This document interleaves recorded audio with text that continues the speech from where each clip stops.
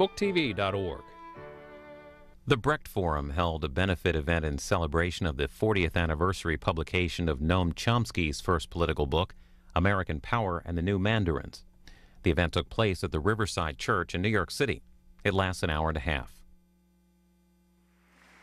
It is such a great honor to be here tonight to make this introduction. As we're standing here, I was thinking back 14 years ago. It was 1995. It was mid-November. There was a forum on globalization that was taking place here at Riverside. And it was there that I heard the announcement that Ken Saro-Wiwa and 8 other Ogoni activists had been executed in Nigeria. Ken Saro-Wiwa, who is the writer environmentalist, who had dared to take on the nexus of corporate and military power, the military dictatorship of Nigeria and Shell Corporation, which had crisscrossed his land in the Niger Delta, Ogoni land, with gas pipelines above the ground, burning off the gas in flares the size of apartment buildings, the children of the Niger Delta never knowing a dark night, and yet not profiting from the drilling and taking the power out of the earth and giving it to the most powerful on earth, disempowering the host communities from which it had come. I had met Ken Saro-Wiwa in 1994 when a Nigerian activist brought him into the studios of WBAI. We were doing Wake Up Call that morning, and Bernard White and I sat there as Ken Saro-Wiwa, who was not one of the scheduled guests that morning, held forth. And he told the story of what he was confronting in Nigeria, saying the world had to know, and ending by saying, "I am a marked man." He returned to Nigeria, was imprisoned, was tried, and he was executed. Last week, as we sat in the studios of Democracy Now!, we broadcast the voice of Ken from those days on WBAI, and we broadcast his son, Ken Wiwa, who was announcing that they had just won a settlement with Shell that took 14 years, but they would then win $15.5 million for the Wiwa family and other victims and the people of Ogoni land.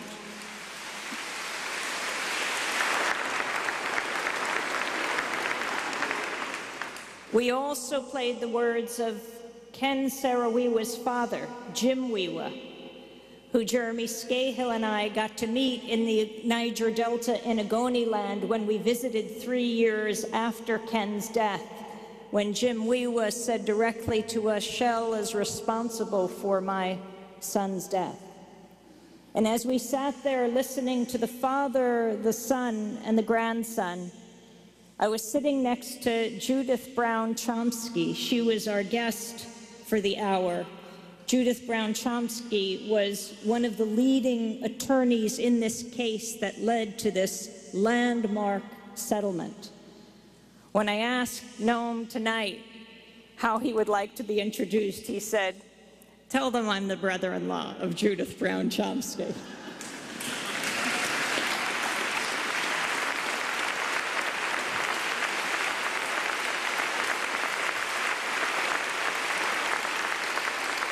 Judith is married to Noam's younger brother, David.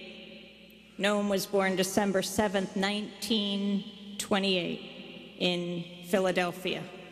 By the age of 10, he was writing an extended essay against fascism and about the Spanish Civil War. Don't be discouraged. At 14, he was getting his education, as he tells it, in the back of the 72nd Street subway station here in New York. You go out the front, that's where you go buy newspapers, in the front newspaper stand where people would rush by, buy their papers and go. But it was the back, less populated stand where the stragglers would be, where his uncle ran that newspaper stand. And they would sit and debate and discuss politics. That's where Noam says he was getting his education. I hear that they just opened the back again about 4 years ago, the south side of the 72nd Street subway station, but I understand they removed the newspaper stand. Maybe they're a little concerned about some young Chomskys getting educated for the future. Well, within 2 years, that education clearly got him far, because at 16, he was at the University of Pennsylvania. He went on to be to the Harvard Society of Fellows, where he continued his research into linguistics. By 1953, Chomsky had broken almost entirely from the field as it existed. He became a professor at the University of Massachusetts, Massachusetts Institute of Technology in 1955 at the age of 26. I forgot to say he'd already gotten his PhD again at the University of Pennsylvania. And while he broke ground as a world-renowned linguist, shattering all previous paradigms in linguistics, in a world I know very little about, he was also taking on the war in Vietnam. So much so that his lifetime partner, his wife, Carol, went back to school to get her graduate degree in linguistics so that she could be, if need be, the breadwinner if Noam was imprisoned. That's how she described it. She went on to be a professor at the Harvard Graduate School of Education of Linguistics, and also broke ground on child language acquisition. Noam and Carol have known each other since I think he was 3, and he only lost Carol a few months ago. This lifetime partnership, a great model for relationships. His personal life, also a model for all of us of what it means to live a life of integrity. On Democracy Now!, we have interviewed Noam many times. And I think about 2002. It was around midnight. It was May 20th. Journalist Alan Nairn and I were in East Timor. It was a momentous time. After a quarter of a century of slaughter, of genocide, the people of East Timor were celebrating their freedom, those who had survived. The Indonesian military had killed off a third of the population. And I remember that night clearly as Kofi Annan, then UN Secretary General, took the stage as they were handing over the power from the United Nations to the people of East Timor, and then Shinana Gusmao, the rebel leader of East Timor, the founding president of East Timor, ascended to the podium and unfurled the flag of the Democratic Republic of East Timor. The light of the fireworks was reflected in the tear-stained faces of the people of Timor. They had resisted and they had won at an unbelievably high price, but they had won. We were broadcasting this historic moment over the airwaves of Pacifica Radio throughout the United States. And at that moment, we called Noam, because it was Noam Chomsky, since 1975, actually on his birthday, on December 7th, when Indonesia invaded East Timor, who never let this story die. In so many of his books, so much of his writings, so many of his speeches, often introducing to people this point on a map so many thousand miles from us. And he let people know what was happening in your name. It was Noam who told us about what was happening in Timor and led us to take those trips to try to expose what was happening.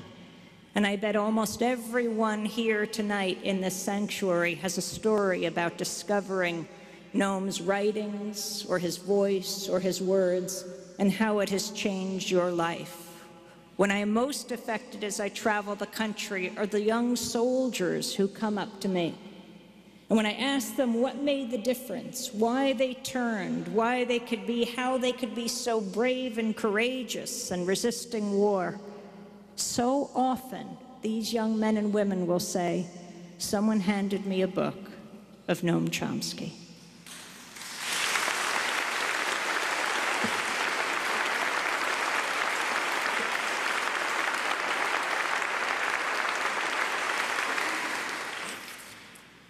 Arundhati Roy said something wonderful about Noam in her book War Talk.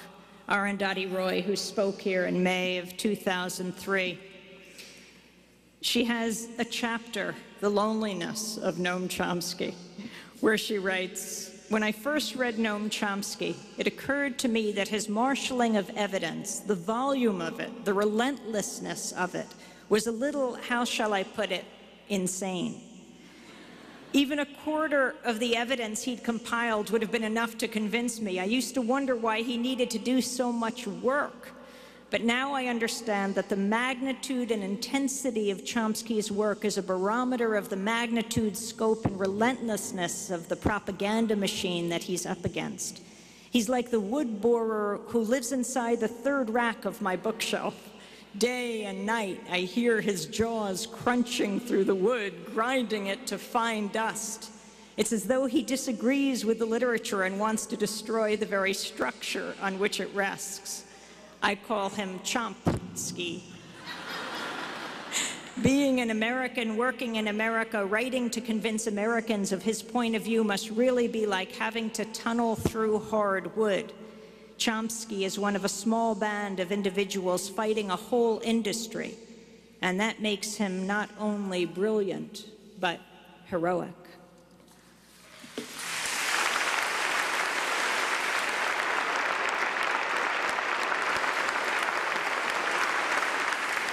His work, so prolific, his personal support for so many, so important. Just this afternoon, Norm Finkelstein was telling me how he had visited Noam one summer at the beginning, went away, came back at the end, and Noam had already written 2 books. And so he said to a friend, Noam just finished 2 books. And his friend said, so I read 2 books this summer too. He said, no, but he wrote them. And I think of calling Noam Chomsky in Turkey. It was February of 2002. He had not just gone there to speak, but to stand with a young publisher named Fatih Tas, who was facing years in prison for publishing Noam Chomsky's work. I called Noam to interview him before he went to court, not knowing what would happen to him as well. When I rang him up, he answered the phone and he said, Amy, do you know what time it is? I thought I had calculated correctly. He said, it's 4 in the morning. I said, I can call you back. He said, no, I'm up now. Let's talk. But it's that bravery, that courage, Noam's resistance to the war in Vietnam and his writing about the wars in Vietnam, the death squads in Latin America, what happened to Vietnam and Cambodia, what is happening today in Israel and Palestine, his opposition to the wars in Iraq, his relentlessness that is such an inspiration to us all. I think looking at the Essential Chomsky, edited by Anthony Arnove, this bookcase that is on the cover is filled with Noam Chomsky's books. He's written over 100 of them. And it's not just writing, because when he explodes the lies, he is saving lives, because the lies take lives. I don't know who said this quote, but someone once said,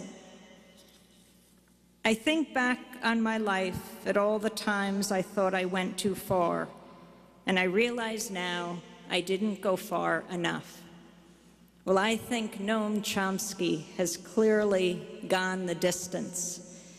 And as we celebrate his 80 years, I am encouraged by a woman who told me about celebrating her grandmother's 106th birthday. And her grandmother stood up at her party and said, "Ah, to be 100 again." We look forward to hearing Noam Chomsky for many years to come, beginning with tonight. Noam Chomsky.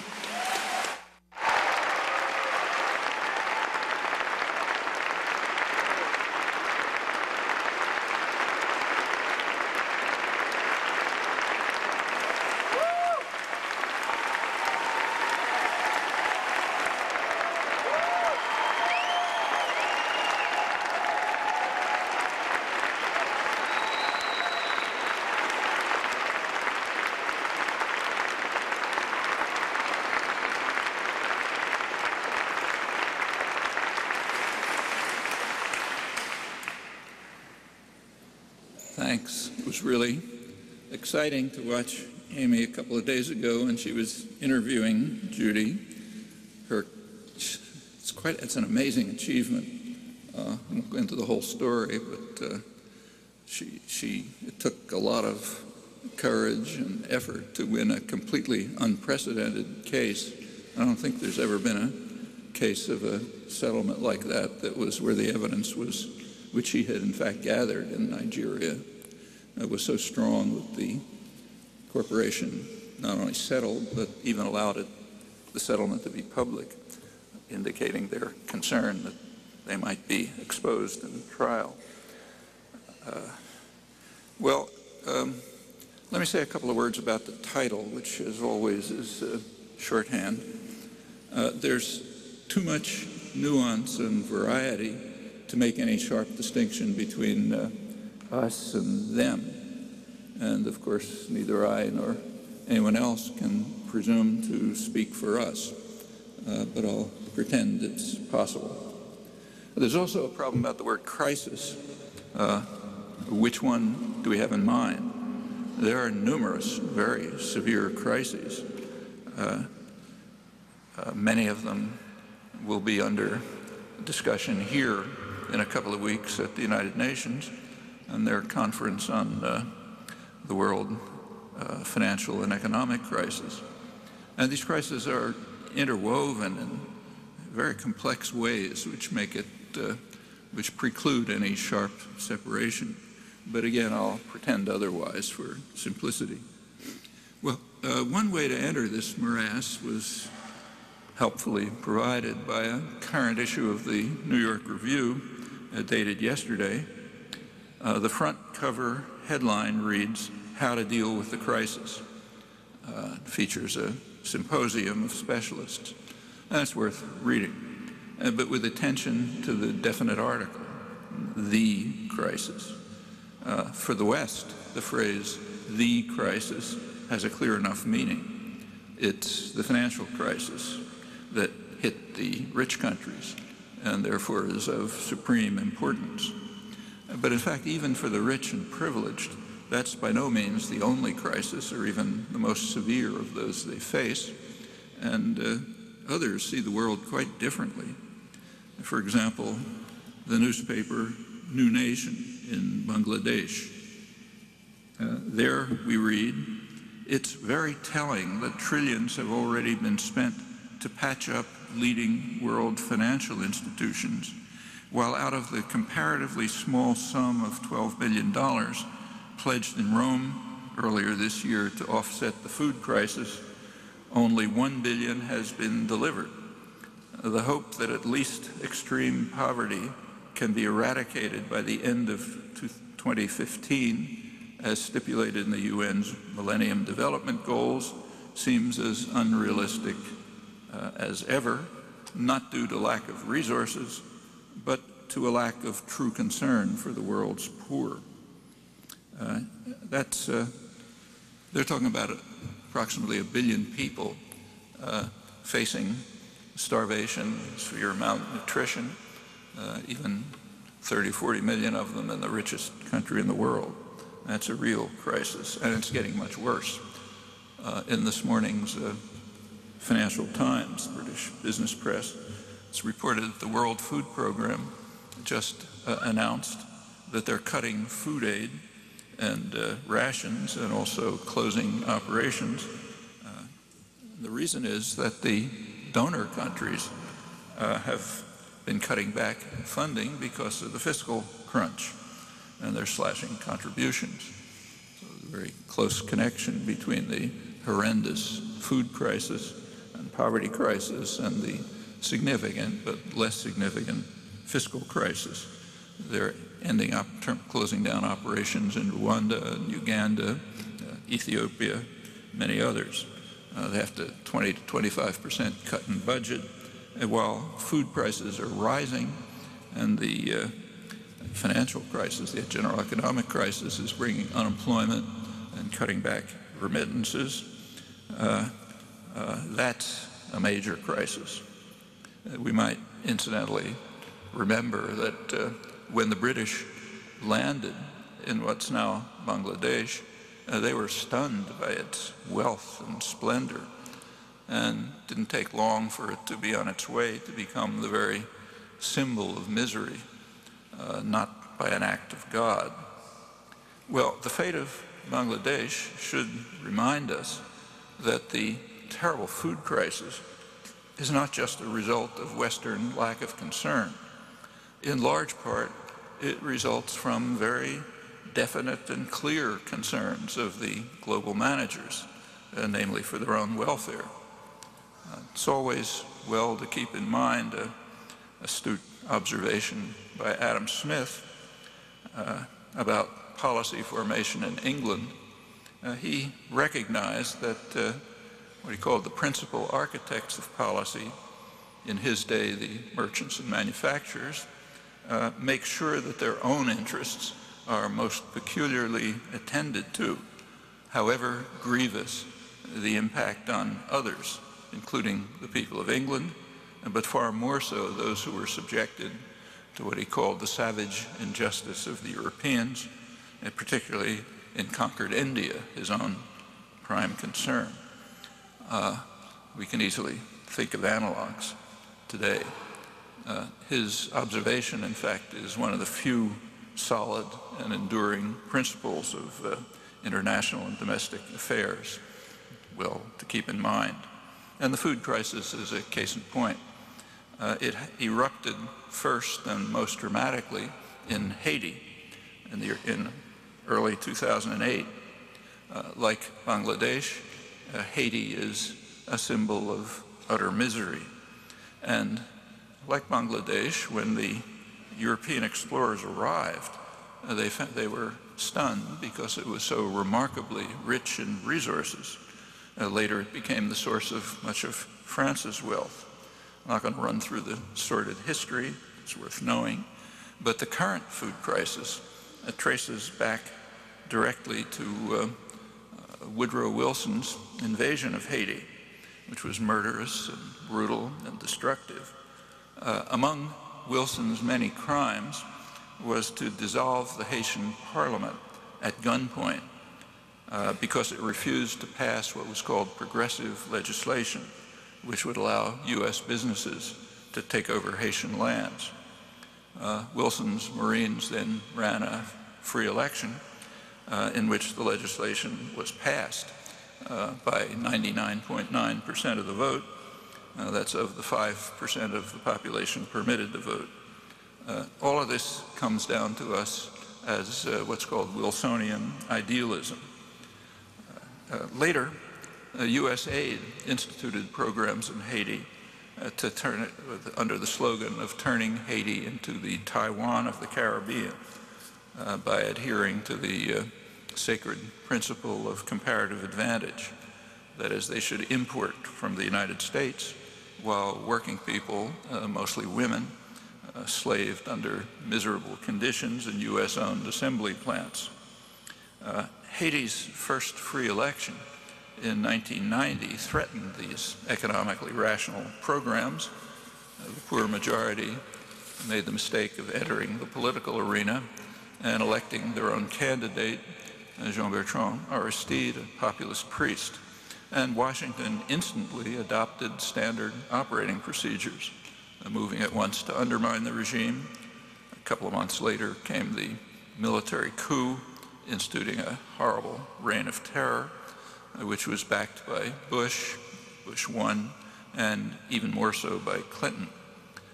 By 1994, Clinton decided that the population was sufficiently intimidated, and he sent U.S. forces to restore the elected president. That's now called a humanitarian intervention, but on very strict conditions, namely that the president accept a very harsh neoliberal regime, in particular, no protection for the economy. Haitian rice farmers are quite efficient, but they can't compete with U.S. agribusiness that relies on a huge government subsidy, thanks to Ronald Reagan's free market enthusiasms. Well, there's nothing at all surprising about what followed next. In 1995, U.S. aid wrote a report pointing out, I'm quoting it, that the export-driven trade and investment policy that Washington mandated will relentlessly squeeze the domestic rice farmer. In fact, the neoliberal policies rammed down Haiti's throat, destroyed, dismantled what was left of economic sovereignty, drove the country into chaos, and that was accelerated by Bush #2's banning of international aid on totally cynical grounds. In February 2004, the two traditional torturers of Haiti, France and the United States, combined to back a military coup and send President Aristide off to Africa. The U.S. denies him permission to return to the entire region. Haiti had by then lost the capacity to feed itself, making it highly vulnerable to food price fluctuation. That was the immediate cause of the 2008 food crisis, which led to riots and enormous protests, but not getting food. The story's familiar, in fact, quite similar in much of the world. So going back to the Bangladesh newspaper, it's true enough that the food crisis results from a Western lack of concern. A pittance by our standards would overcome its worst immediate effects. But more fundamentally, it results from the dedication to Adam Smith's principles of business-run state policy. These are all matters that we too easily evade. They happen daily, along with the fact that bailing out banks is not uppermost in the minds of the billion people now facing starvation, not forgetting the tens of millions enduring hunger in the richest country in the world. Well, also sidelined is an easy way to make a significant dent in the financial and the food crises.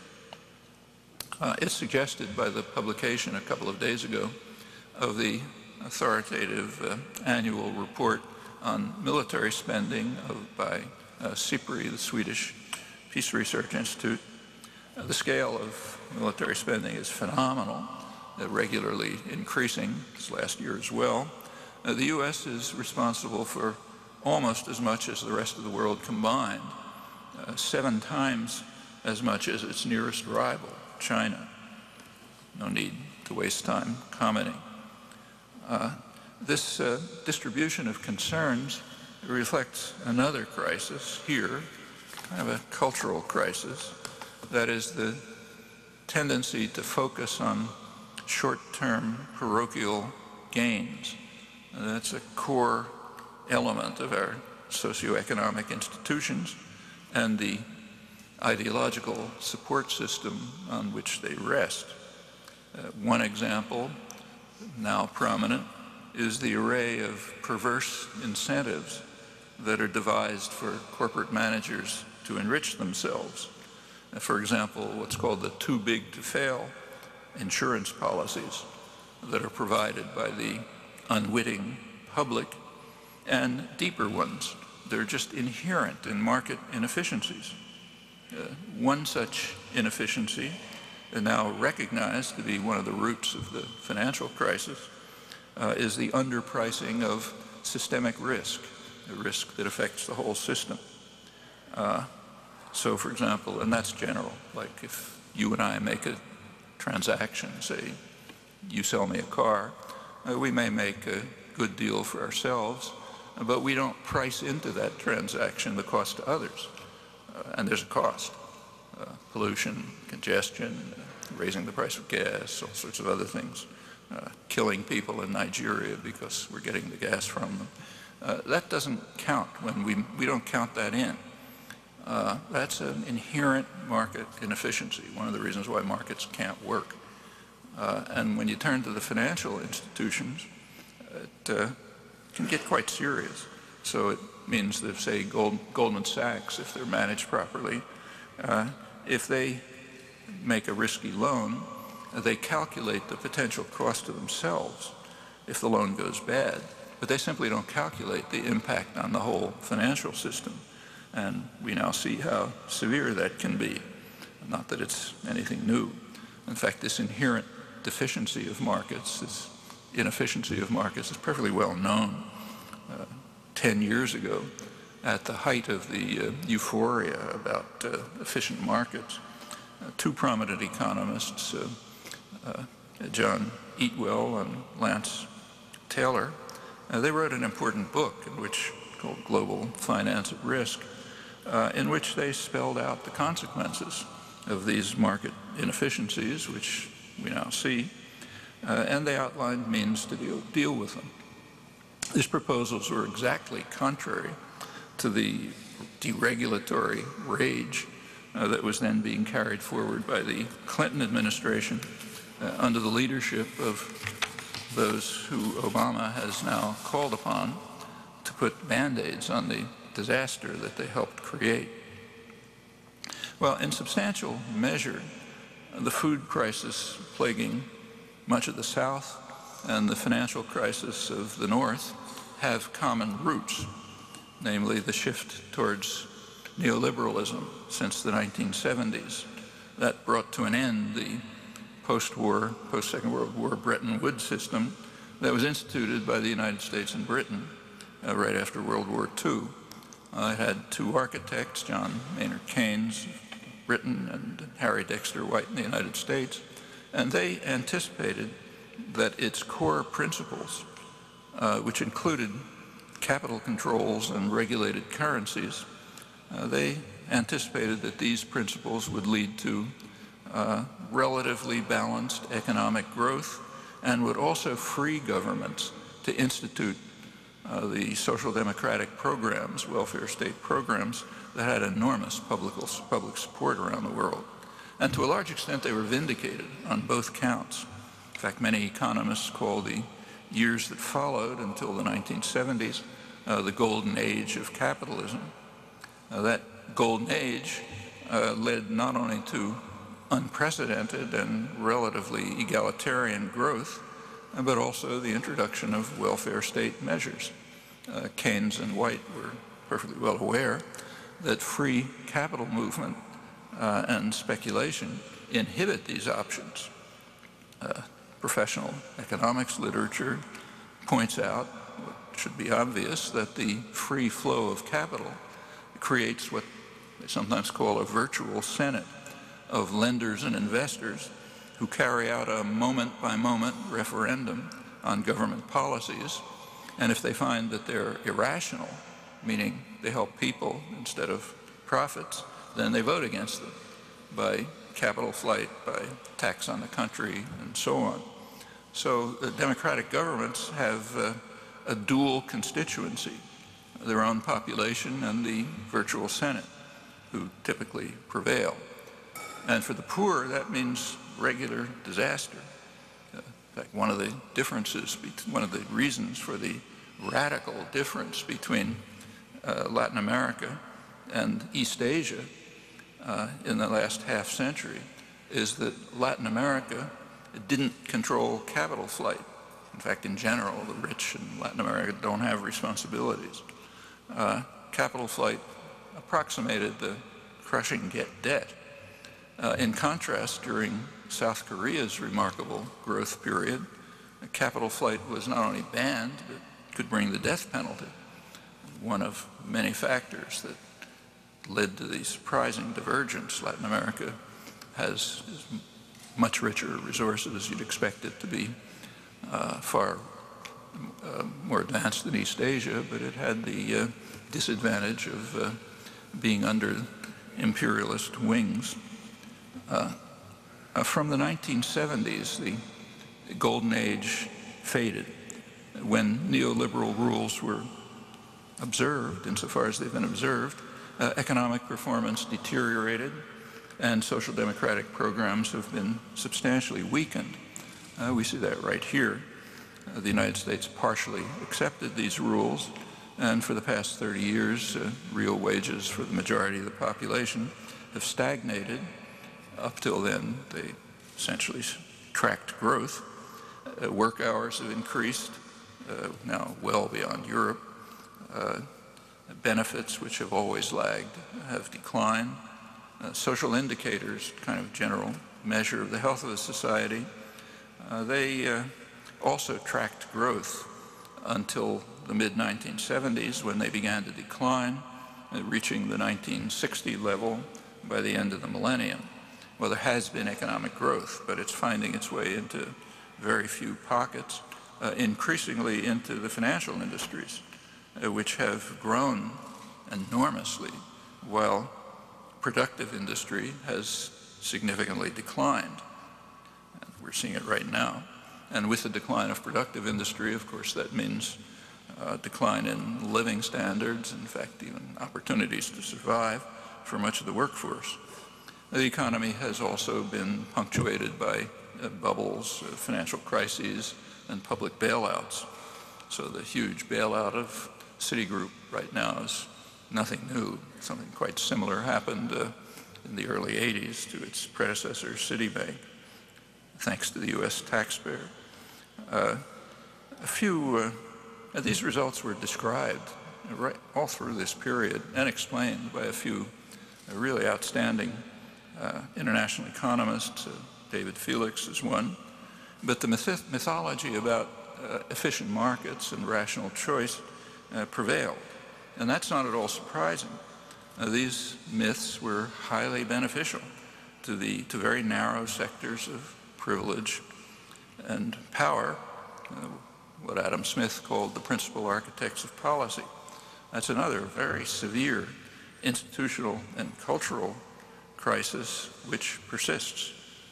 Now, actually, the phrase golden age of capitalism is a little misleading. It might more accurately be called state capitalism. It's worth bearing in mind that the dynamic state sector was and remains a primary factor in development and innovation through a variety of measures, research and development, procurement, government procurement, public subsidy, regular bailouts, and other means. That's particularly true in the United States. It was done here under a Pentagon cover. As long as the cutting edge of high-tech industry, advanced economy, was electronics-based. For that, the Pentagon served as a good cover. In recent years, if you look at government spending, it's shifting more towards the health-oriented institutions of the government. That's a reflection of the fact that the cutting edge of the economy is becoming more biology-based. That includes computers, the internet, satellites, most of the rest of the IT revolution that finally exploded in the late 90s in a tech bubble, but also much else, civilian aircraft, advanced machine tools, pharmaceuticals, biotechnology, and a lot more. The crucial role of the state in economic development should be kept in mind when we read these days dire warnings about government intervention in the financial system after private management has once again driven it to ruins, this time an unusually severe crisis and one that harms the rich, not just the poor, so it merits special concern. It's also worth recalling that large-scale state intervention in the economy is nothing new. On the contrary, it's always been a central factor in economic development. It's a matter, I wish I had time to, there's no time to review it here, but the history, which I'll skip, is quite instructive. These state-guided modes of economic development require considerable deceit in a society where the public can't be controlled by force. So people can't be told that the advanced economy relies heavily on the principle that the population pays the costs and takes the risks, and that the profit is eventually privatized. And eventual can be a long time, sometimes decades, as in the case of computers and the internet, for example. After World War II, Americans were told that their taxes were going to support defense against monsters about to overcome us. That's why I was under a Pentagon cover. So, for example, in the mid-60s, when LBJ warned that there are only 150 million of us, and there are 3 billion of them, and if might makes right, they're going to sweep over us and take what we have, so we have to stop them in Vietnam. And if that sounds familiar, it's because it is. For those who are concerned to understand the realities of the whole Cold War system of control of the public, there's a very obvious moment to inspect carefully.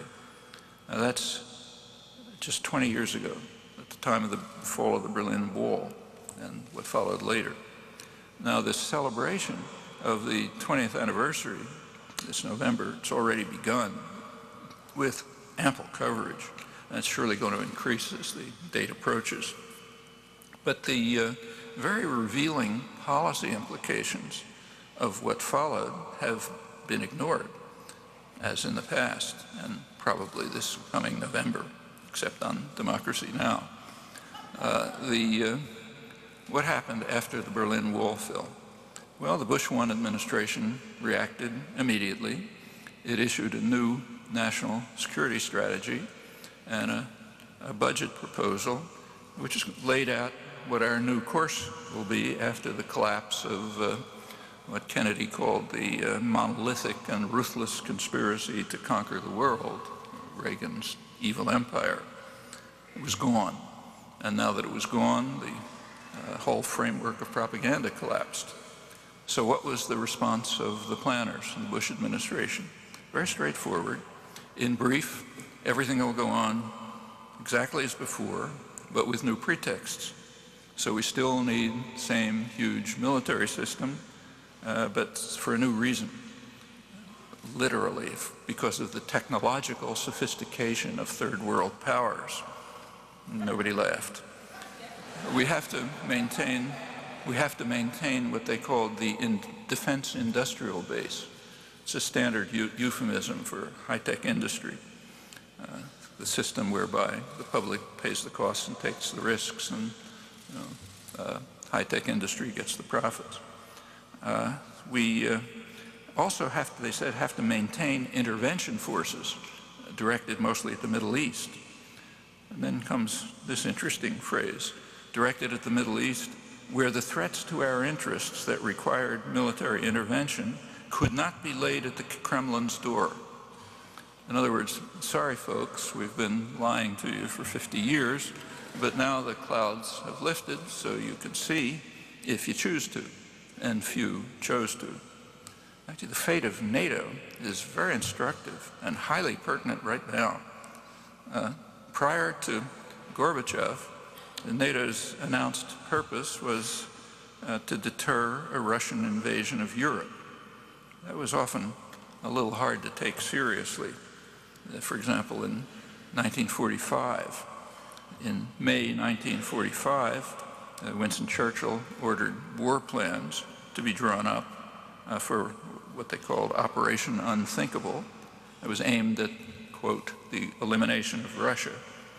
The plans, which were declassified 10 years ago, I'll quote it, called for a surprise attack by hundreds of thousands of British and American troops joined by 100,000 rearmed German soldiers, while the RAF, British Air Force, would attack Soviet cities from bases in northern Europe. And pretty soon nuclear weapons were added to the mix. All of this was declassified 10 years ago. Well, the official stand also wasn't very easy to take about 10 years later when Khrushchev took over in Russia. And he very soon proposed a very sharp mutual reduction in offensive military weaponry. He understood very well that the much weaker Soviet economy couldn't possibly sustain an arms race with the United States and still hoped to develop. Well, when the U.S. dismissed the offer, as it did, he carried out the reduction unilaterally. And Kennedy did react to that. He reacted with a very sharp increase in military spending, which the Russian military later tried to match. That's tanking the economy, as Khrushchev had anticipated. Actually, that was the crucial moment in the Soviet collapse. It's kind of economy stagnated since then. Well, whatever one thinks of the defensive pretext for NATO, at least that had some credibility. But what happens when the Soviet Union is gone and the pretext disappears? Well, it got more extreme. Gorbachev made an astonishing concession. He permitted a unified Germany to join a hostile military alliance run by the global superpower. That is astonishing in the light of history. Germany alone had practically destroyed Russia twice in the century. Now, there was a quid pro quo. This is Bush #1 and James Baker. It had been thought up until a couple of months ago that Bush and Baker promised not to expand NATO to the Eastern European former Soviet satellites. But there was the first careful study of the original documents just came out by Mark Kramer, Cold War historian. He believes that he's refuting charges of U.S. duplicity. But in fact, what he shows is that it's much more cynical than what had been assumed. It turns out that Bush and Baker promised Gorbachev that NATO wouldn't even fully extend to East Germany. Quote them, they told Gorbachev no NATO forces would ever be deployed on the territory of the former German GDR, East Germany. NATO's jurisdiction or forces would not move eastward. They also assured Gorbachev that NATO would be transforming itself into a more political organization. Well, there's no need to comment on that promise, but what follows tells us a lot more about the Cold War and its aftermath. Right after that, Clinton came into office. And one of the first things he did was to begin the expansion of NATO to the east in radical violation of the commitment.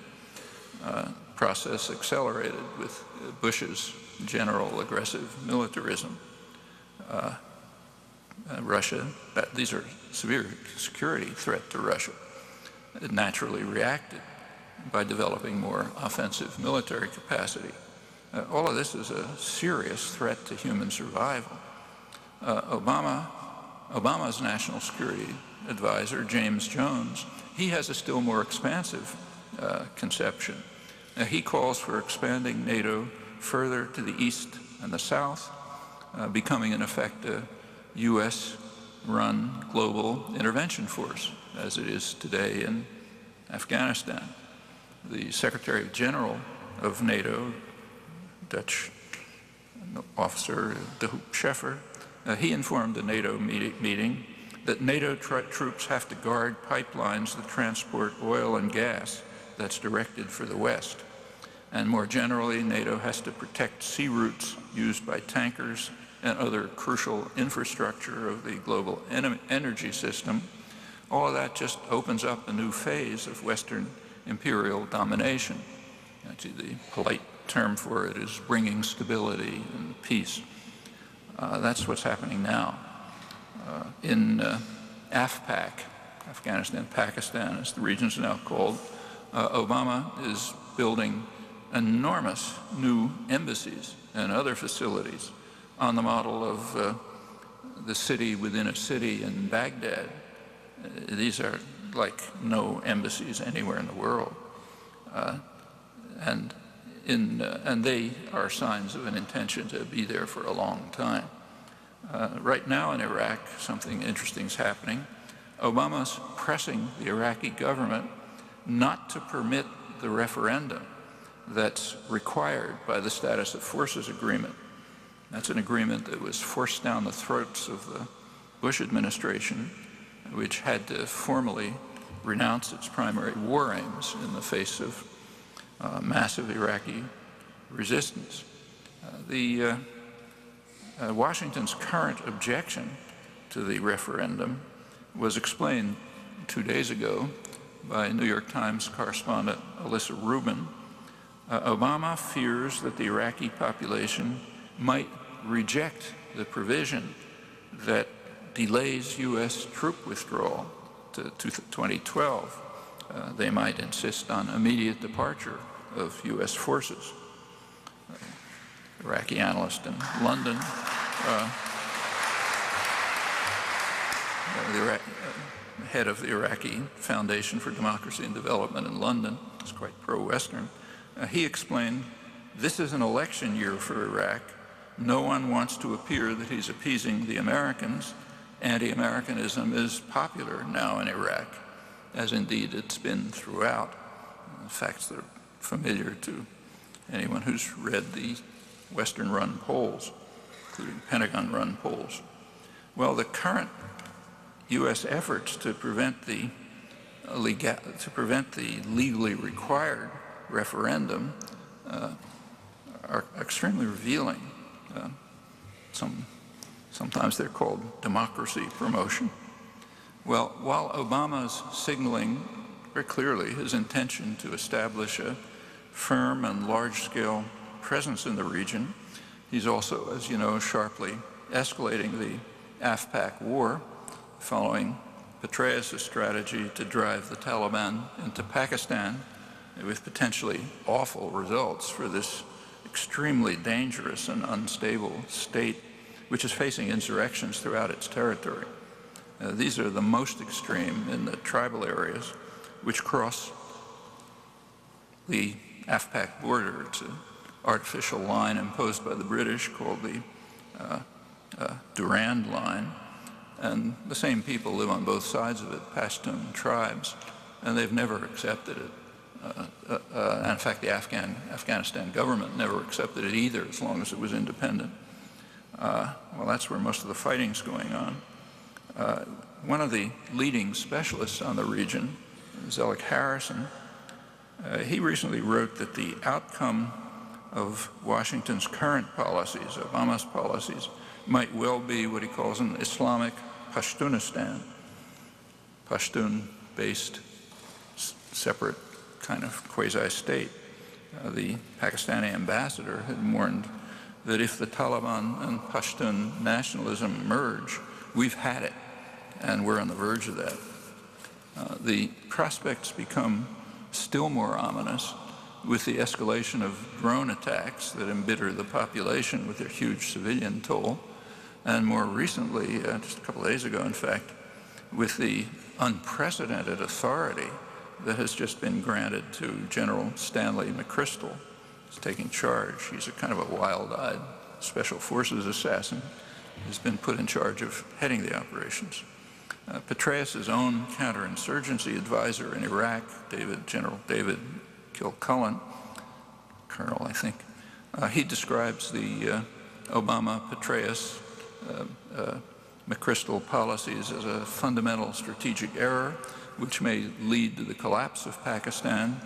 He says it's a calamity that would dwarf all other current issues, given the country's size, strategic location, and nuclear stockpile. It's also not too encouraging that Pakistan and India are now rapidly expanding their nuclear arsenals. Pakistan's nuclear arsenals were developed with Reagan's crucial aid, and India's nuclear weapons program has got a major shot in the arm with the recent India nuclear agreement. It's also a sharp blow to the Non-Proliferation Treaty. Two countries have twice come close to nuclear war over Kashmir, and they're also engaged in a kind of a proxy war in Afghanistan. These developments pose a very serious threat to world peace, even to human survival. Well, a lot to say about this crisis, but no time here. Coming back home, whether the deceit here about the monstrous enemy was sincere or not, Johnson's case might well have been sincere. Suppose that, say, 50 years ago, Americans had been given a choice of directing their tax money to development of information technology so that their grandchildren could have iPods and the internet, or else putting the same funds into developing a livable and sustainable socioeconomic order. Well, they might very well have made the latter choice, but they had no choice. Now, that's standard. There's a striking gap between public opinion and public policy on a host of major issues, domestic and foreign, and at least in my judgment, public opinion is often a lot more sane. It also tends to be fairly consistent over time, which is pretty astonishing, because public concerns and aspirations, if they're even mentioned, are marginalized and ridiculed. It's one very significant feature of the yawning democratic deficit, as we call it in other countries. That's the failure of formal democratic institutions to function properly. And that's no trivial matter. Arundhati Roy has a book soon to come out in which she asks whether the evolution of formal democracy in India and the United States, in fact, not only there, her words, might turn out to be the end game of the human race. And that's not an idle question. It should be recalled that the American Republic was founded on the principle that there should be a democratic deficit. James Madison, the main framer of the constitutional order, his view was that power should be in the hands of the wealth of the nation, the more responsible set of men who have sympathy for property owners and their rights. And Madison sought to construct a system of government that would, in his words, protect the minority of the opulent from the majority. That's why the constitutional system that he framed did not have co-equal branches.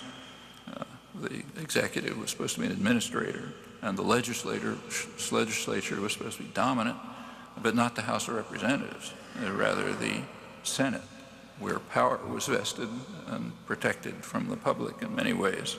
That's where the wealth of the nation would be concentrated.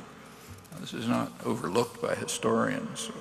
Gordon Wood, for example, summarizes the thoughts of the founders, saying that the Constitution was intrinsically an aristocratic document designed to check the democratic tendencies of the period, delivering power to a better sort of people and excluding those who were not rich, well-born, or prominent from exercising political power. Well, all through American history, there's been a constant struggle over this constrained version of democracy, and popular struggles have won a great many rights. Nevertheless, concentrated power and privilege clings to the Madisonian conception. It changes form as circumstances change. By World War II, there was a significant change. Business leaders and elite intellectuals recognized that the public had won enough rights so that they can't be controlled by force. So it would be necessary to do something else, namely to turn to control of attitudes and opinions. These were the days when the huge public relations industry emerged in the freest countries in the world, Britain and the United States, where the problem was most severe. The public relations industry was devoted to what Walter Lippmann approvingly called a new art in the practice of democracy, the manufacture of consent. It's called the engineering of consent, in the phrase of his contemporary Edward Bernays, one of the founders of the PR industry. Both Lippmann and Bernays had taken part in Woodrow Wilson's state propaganda agency, which Committee on Public Information was its Orwellian term. It was created to try to drive a pacifist population to jingoist fanaticism and hatred of all things German. And it succeeded brilliantly, in fact. And it was hoped that the same techniques could ensure that what are called the intelligent minorities would rule, and that the general public, who Lippmann called ignorant and meddlesome outsiders, would serve their function as spectators, not participants. These are all very highly respected progressive essays on democracy by a man who was the leading public intellectual of the 20th century and was a Wilson, Roosevelt, Kennedy progressive, as Bernays was. And they capture the thinking of progressive opinion. So President Wilson, he held an elite of gentlemen with elevated ideals must be empowered to preserve stability and righteousness, essentially the perspective of the Founding Fathers. In more recent years, the gentlemen are transmuted into the technocratic elite and the action intellectuals of Camelot, Straussian neocons, other configurations, but throughout one or another variant of the doctrine prevails. The quote from Samuel Huntington that you heard as an example. And on a more hopeful note, a popular struggle continues to clip its wings quite impressively in the wake of 1960s activism, which had quite a substantial effect on civilizing the society and raised the prospects for further progress to a much higher plane. It's one of the reasons why it's called the time of troubles, and bitterly denounced. Too much of a civilizing effect. Well, what the West sees as the crisis, namely the financial crisis, that'll presumably be patched up somehow or other, but leaving the institutions that created it pretty much in place. A couple of days ago, the Treasury Department, as you read, permitted early TARP repayments, which actually reduce capacity. I mean, it was touted as giving money back to the public. In fact, as was pointed out right away, it reduces the capacity of banks to lend, although it does allow them to pour money into the pockets of the few who matter. And the mood on Wall Street was captured by two Bank of New York employees who predicted that their lives and pay would improve even if the broader economy did not. That's paraphrasing Adam Smith's observation that the architects of policy protect their own interests, no matter how grievous the effect on others. And they are the architects of policy. Obama made sure to staff his economic advisors from that sector, which has been pointed out too. The former chief economist of the IMF, Simon Johnson, pointed out that the Obama administration is just in the pocket of Wall Street. As he put it, throughout the crisis, the government has taken extreme care not to upset the interests of the financial institutions or to question the basic outlines of the system that got us here. And the elite business interests who played a central role in creating the crisis with the implicit backing of the government, they're still there. And they're now using their influence to prevent precisely the set of reforms that are needed and fast to pull the economy out of its nosedive. He says the government seems helpless or unwilling to act against them, which is no surprise considering who constitutes and who backs the government. Well, there's a far more severe crisis, even for the rich and powerful. It happens to be discussed in the same issue of the New York Review that I mentioned, article by Bill McKibben. He's been warning for years about the dire impact of global warming.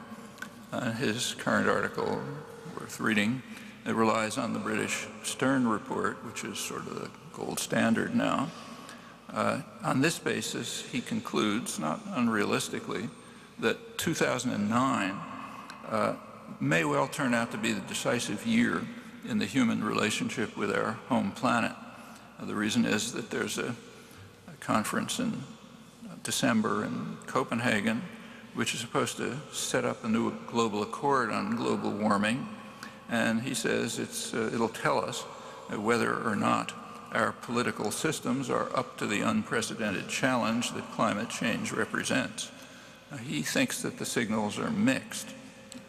To me, that seems kind of optimistic, unless there's really a massive public campaign to overcome the insistence of the managers of the state corporate sector on privileging short-term gain for the few over the hope that their grandchildren might have a decent future.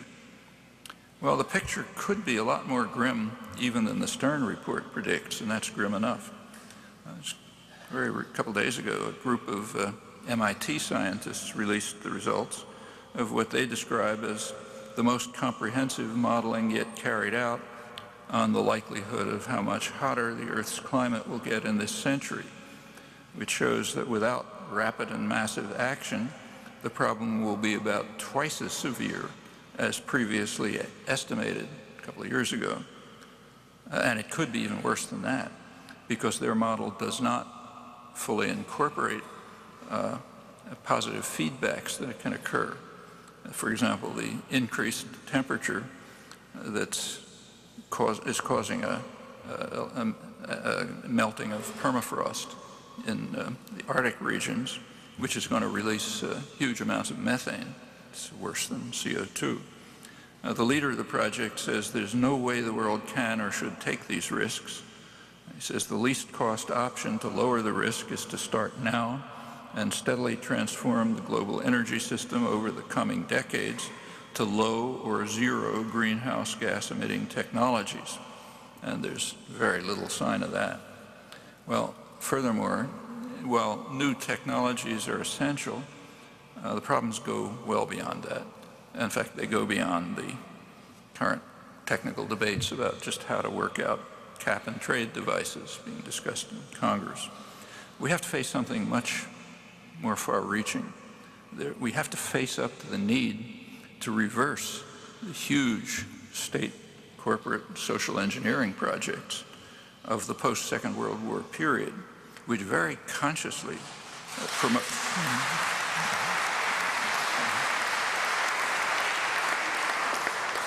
They very consciously promoted an energy wasting and environmentally destructive fossil fuel economy. It didn't happen by accident. That's the whole massive project of suburbanization, then destruction and later gentrification of inner cities. The state corporate program began with a conspiracy by General Motors, Firestone Rubber, Standard Oil of California, to buy up and destroy efficient electric transportation systems in Los Angeles and dozens of other cities. They were actually convicted of criminal conspiracy and given a tap on the wrist, like a $5,000 fine. The federal government then took over.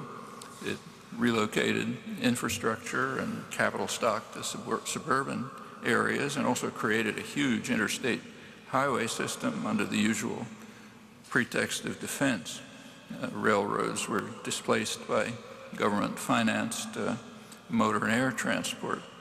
The public played almost no role, apart from choosing within the narrowly structured framework of options that are designed by state corporate managers.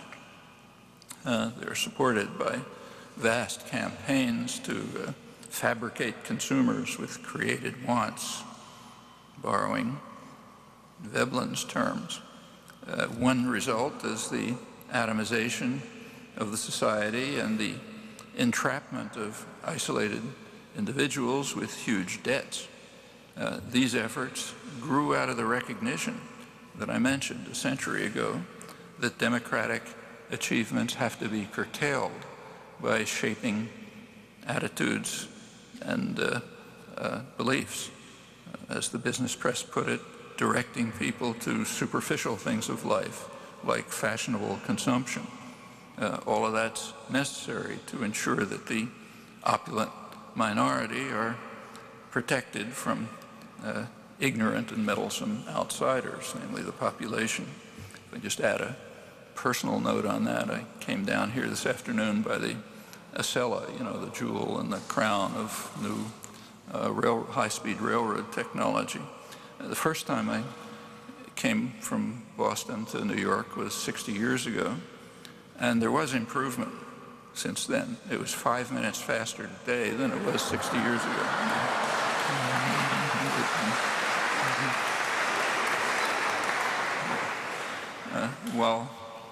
While state corporate power was vigorously promoting the privatization of life and maximal waste of energy, it was also undermining the efficient choices that the market doesn't and can't provide.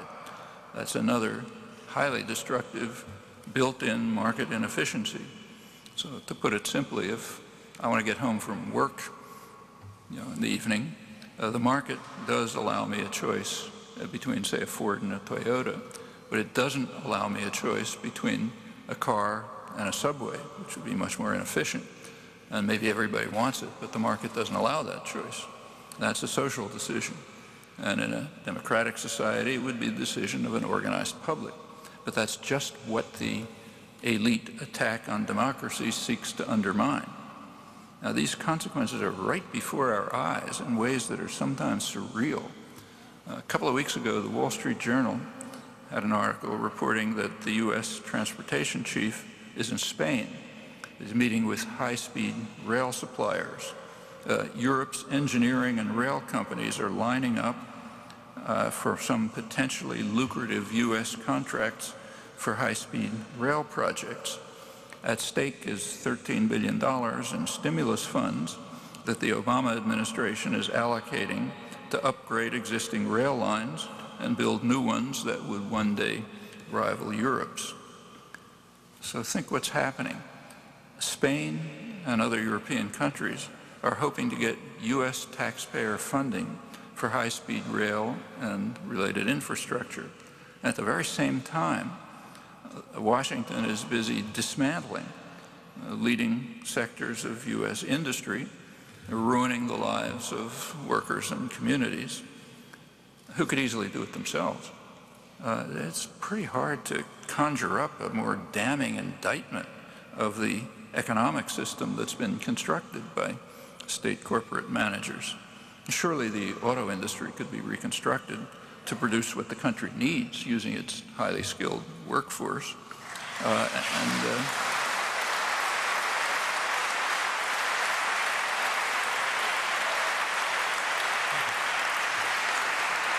But that's not even on the agenda. It's not even being discussed. Rather, we'll go to Spain and we'll give them taxpayer money for them to do it while we destroy the capacity to do it here. It's been done before. So during World War II, it was kind of a semi-command economy, government-organized economy. That's what happened. The industry was reconstructed for the purpose of war dramatically. It not only ended the Depression, but it initiated the most spectacular period of growth in economic history. In 4 years, U.S. industrial production just about quadrupled, and that as the economy was retooled for war, and that laid the basis for the golden age that followed.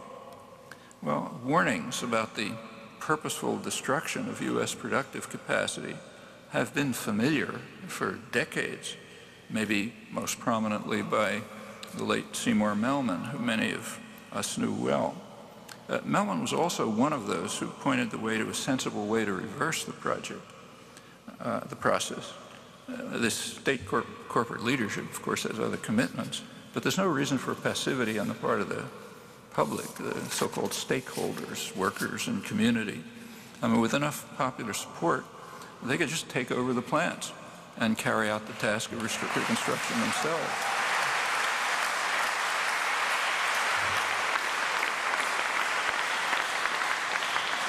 It's not a very exotic proposal.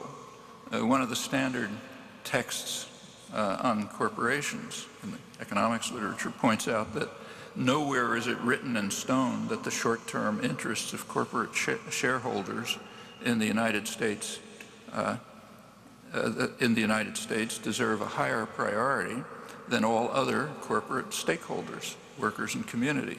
That's a state corporate decision. It has nothing to do with economic theory. It's also important to remind ourselves that the notion of workers' control is as American as apple pie. It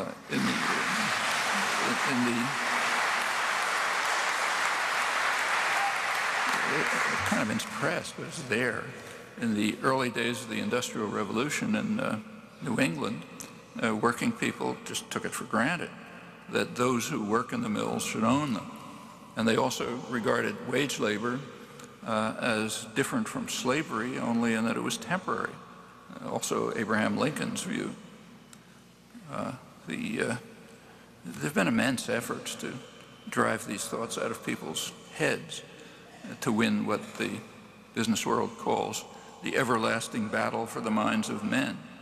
On the surface, they may appear to have succeeded, but I don't think you have to dig too deeply to find out that they're latent and they can be revived. And there have been some important concrete efforts. One of them was undertaken 30 years ago in Youngstown, Ohio, where U.S. Steel was going to shut down a major facility that was at the heart of this steel town.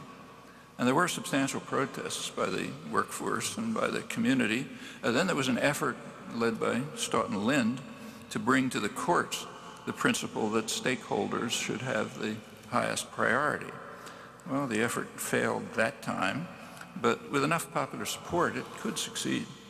And right now is a propitious time to revive such efforts, although it be necessary, and we have to do this, to overcome the effects of this concentrated campaign to drive our own history and culture out of our minds. There was a very dramatic illustration of the success of this campaign just a few months ago.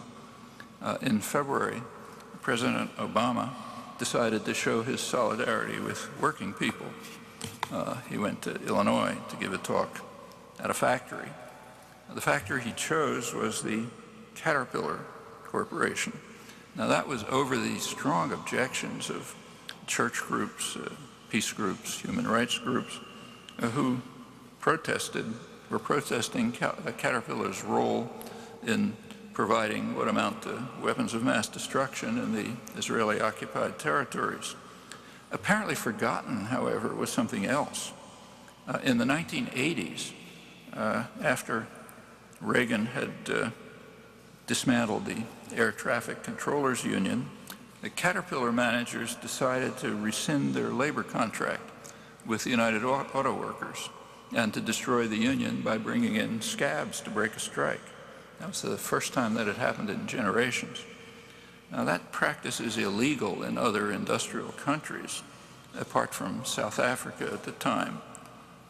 Not now. Now the United States is in splendid isolation as far as I'm aware. Well, at that time, Obama was a civil rights lawyer in Chicago, and he certainly read the Chicago Tribune, which ran quite a good, very careful study of these events. They reported that the union was stunned to find that unemployed workers crossed the picket line with no remorse, while Caterpillar workers found little moral support in their community. This is one of the many communities where the union had lifted the standard of living for entire communities. Wiping out these memories is another victory in the relentless campaign to destroy workers' rights and democracy, which is constantly waged by the highly class-conscious business classes. Now, the union leadership had refused to understand. It was only in 1978 that UAW President Doug Fraser recognized what was happening and criticized the leaders of the business community, I'm quoting him, for waging a one-sided class war in this country, a war against working people, the unemployed, the poor, the minorities, the very young and the very old, and even many in the middle class of our society, and for having broken and discarded the fragile, unwritten compact previously existing during a period of growth and progress. That was 1979. And in fact, placing one's faith in a compact with owners and managers is a suicide pact. The UAW is discovering that right now as the state corporate leadership proceeds to eliminate the hard-fought gains of working people while dismantling the productive core of the economy and sending the transportation secretary to Spain to get them to do what American workers could do at taxpayer expense, of course. Well, that's only a fragment of what's underway, and it highlights the importance of short and long-term strategies to build, in part resurrect, the foundations of a functioning democratic society. One short-term goal is to revive a strong, independent labor movement. In its heyday, it was a critical base for advancing democracy and human and civil rights. It's a primary reason why it's been subjected to such unremitting attack and policy and propaganda. An immediate goal right now is to pressure Congress to permit organizing rights, the Employer Free Choice Act legislation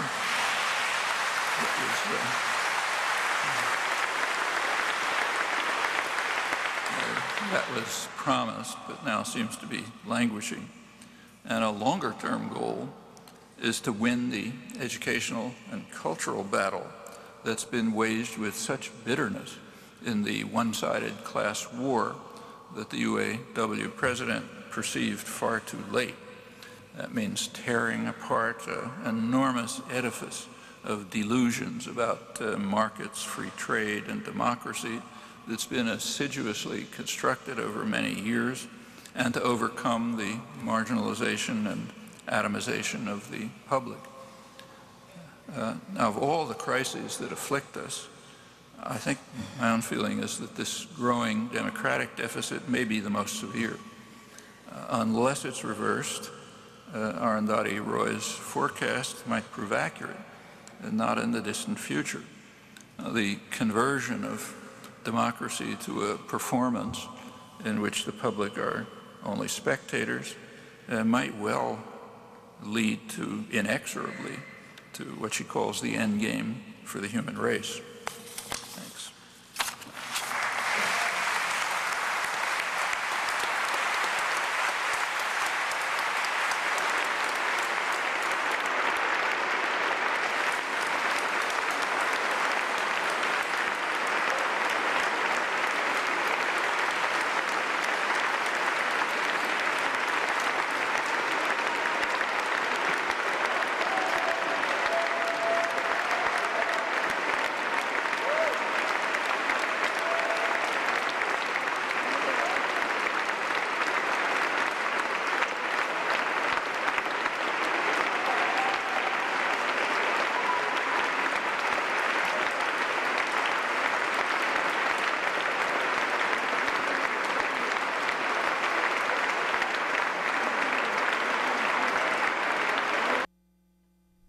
Noam Chomsky, professor emeritus at the Massachusetts Institute of Technology, is the author of dozens of books, including Failed States and the forthcoming Hopes and Prospects.